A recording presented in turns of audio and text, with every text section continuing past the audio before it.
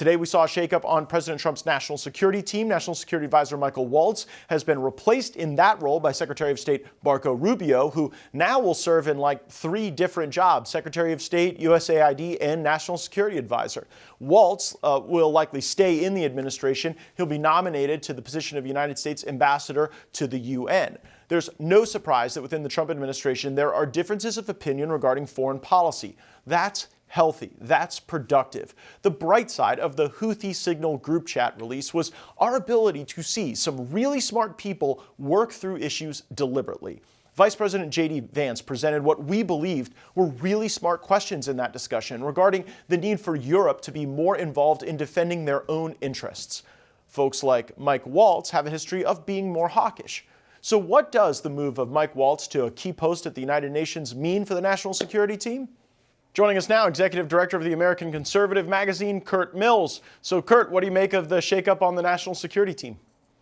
I would say it was nigh inevitable, but Trump took his time. I think they're going to try to make an argument effectively that it wasn't related to Signalgate, but I think the die was cast on Waltz no matter what. I think it's pretty remarkable that they moved him over to Turtle Bay. So they seem very committed, the administration, that they, not to give the media that they had a scalp here. But the reality is that Trump has seemed to relegate people within his circle that he doesn't want to hear too much from to New York. Of course, first was Nikki Haley, followed by Elise Stefanik, who they withdrew because of the tight margins in the House.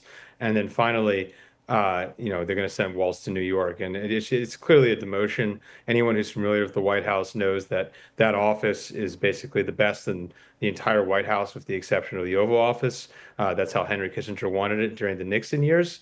And, sending him to New York is a clear ejection. I wonder what it does to the makeup of the team dynamic, because we've obviously seen a portion of the national security team really favor direct kinetic conflict and war with Iran. J.D. Vance seems to be more strategic, wanting to see Europe play a larger role where their interests are at play. And that was kind of the magic of the Houthi group chat, right? It gave us visibility into this very smart, thoughtful discussion. Waltz was clearly on the hawkish side of that and now goes to a different role. Do you think we see the consequence of that shift in the makeup of the team or in the outputs?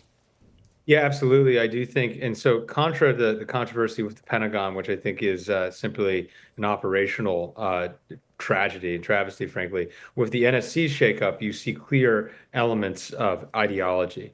It was not just Waltz who was ousted. It was this key deputy, Alex Wong, who is a Tom Cotton, the senator, and Mitt Romney alumni. The NSC was sort of derisively within administration circles referred to as the neoconservative Security Council. Waltz was a hawkish outlier within his own ranks, and you're going to see a clear shakeup here. Now, that's no guarantee that a successor will necessarily be different, but even within, Rubio himself, the Secretary of State, and now the acting NSA, Rubio himself has obviously ideologically morphed in a way that Waltz never really did. Waltz signaled his allegiance to Trump, but only perhaps for his own interests. This is a clear philosophical shift at the NSC. And it is interesting to see Secretary of State Rubio adorn, I guess, his 4th hat. He's the archivist, he's the Secretary of State, he's the head of USAID, and he's now the National Security Advisor. What should we make of that organizational construct? Well, there's some precedent. Kissinger served as both Secretary of State and National Security Advisor, and there was some talk actually of Pompeo assuming such a role when John Bolton was ousted in September of 2019. So this is not out of left field. The question is if this even particularly desirable for Rubio. I wouldn't say that Rubio at the current time is a particularly strong Secretary of State. Again, of course, within Trump world, you might not want to be as strong anything because you could attract negative attention. It's a fine line, right? Like Vance doesn't want to be too strong. He doesn't want to be Dick Cheney. He wants to be more like Obama's, maybe Biden's, the powerful vice president who becomes president. Again, Rubio right now, I think, has seen his responsibility amplified, but not necessarily his authority. Rubio was always labeled a hawk, but I never saw it behind closed doors. I mean, even when you had Bolton and others pushing for an invasion of Venezuela back during President Trump's first term, I remember vividly then Senator Rubio laying out the real costs of such an adventure and the likely drawbacks.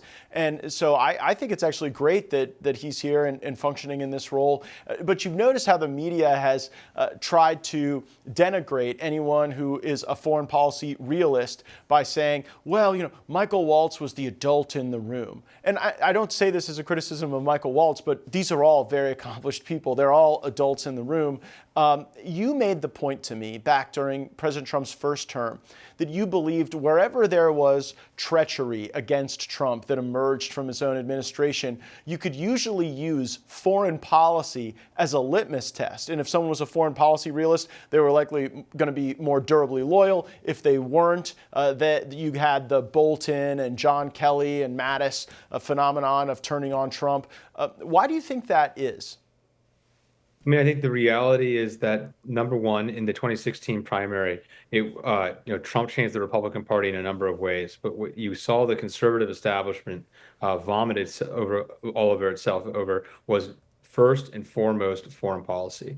The Weekly Standard types, Bill Kristol, and the National Review types were most animated by what Trump was saying, which was to say we need to dump the Bush baggage and we need to change the party on foreign policy. Number one. Number two, the reality is, of course, President Trump has a ambitious domestic agenda. Almost any president will, but domestic politics is hard versus we have an imperial presidency. For better or worse, on military affairs. And the president can do things like that. We could have a war in Iran tomorrow, or we could have a deal. And it's basically, and has, I think, roughly been since at least the Nixon administration, ultimately on the decisions and the decision-making of one person. What would you define the Trump doctrine in his second term? And do you think it deviates at all on foreign policy from his first term?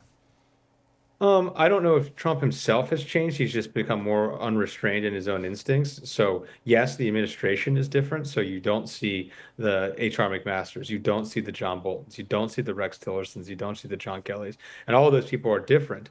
But I think what you see here is clear, unrestrained nationalism. Contra the attacks, I think, a lot of times on Trump and perhaps fellow travelers, that he's an isolationist. In a lot of ways, he's not an isolationist at all. He wants a clearly enhanced dominion in North America. So that's why you see the designs on Greenland and Panama and perhaps the half-jesting designs on Canada. And I think you see clear desire to get out of extraneous theaters, i.e. the Middle East, but also not necessarily courting direct kinetic war in East Asia with Taiwan. I mean, Trump's own rhetoric on Taiwan has been more restrained than Biden's, who committed troops before a war even occurred. So I think that's clearly the doctrine you see. I think the Middle East is tough because Trump is in a bit of a straitjacket with the Netanyahu government. But I think again and again, I think Netanyahu might have not necessarily gotten what he wanted here. You've seen a lot of Israeli designs stalled early in this administration, 101 days in. And I think Trump, again, with the Iran talks, is desire to pursue national interest above all else and be pretty blunt and uncompromising on that. I mean, all presidents are going to make the case that we need to pursue national interests, but they often don't. And Trump is going to be quite direct and even rude about it. And we're about to see what happens. Well, sure. And from others, we've heard that our national interest can be found digging around in a Central Asian cave, when I'm not so sure that's the case. And it seems that the foreign policy realists are rising, and that those who are part of the siren song for war, they just get a little softer and a little further away. Curt Mills, Executive Director of the American Conservative, thanks so much for joining me again on the program.